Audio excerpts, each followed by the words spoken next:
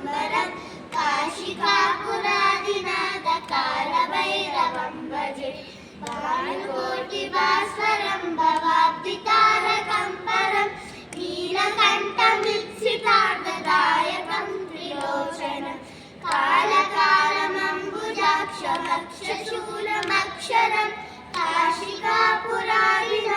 कालभैरवं भजे शूलटङ्कपाशदण्डपाणिमादिकारणं श्यामकायमादिदेवमक्षरं निरामयं भीमविक्रमं प्रभुं विचित्रताण्डवप्रियं काशिकापुरादिनाथ कालभैरवं भजे मुक्तिदायकं प्रशस्तचारुविग्रहं भक्तवत्सलं स्मितं समस्तलोकविग्रहं विक्रमन्मनोज्ञेव कीर्तिनीलसत्कटिं काशिकापुरादिनाथ कालभैरवं भजे धर्महेतुपालकं स्वधर्ममार्गनाशकं कर्मपाशमोक्षकं सुशर्मदायकं विभुं स्वर्णवर्णशेषपाशशोभिताङ्गमण्डलं काशिकापुरादिनाथ कालभैरवं भजे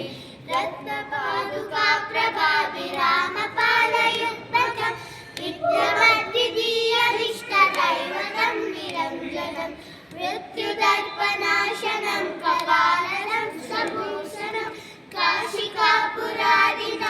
कालभैरवं भजे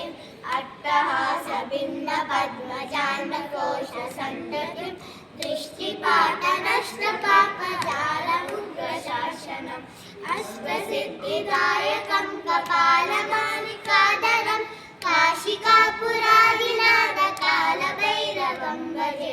भूतसङ्गनायकं विशालकीर्तिदायकं काशीवासिलोकपुण्यपापशोधकं विभुं नीतिमार्गकोविदं पुरातनं जगत्पतिं